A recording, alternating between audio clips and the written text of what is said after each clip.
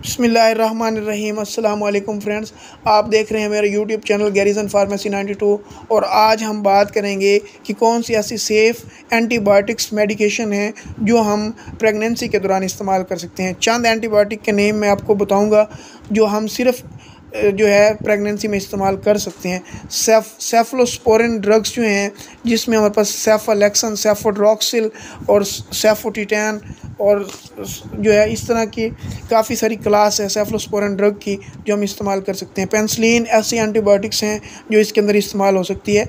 Macrolides antibiotic, जिसमें erythromycin और azithromycin drugs जो हैं इसके अंदर इस्तेमाल हो सकती हैं। इसके अलावा क्लिंडामाइसिन एंटीबायोटिक भी हमारे पास जो है प्रेगनेंसी के अंदर सेफ़ है।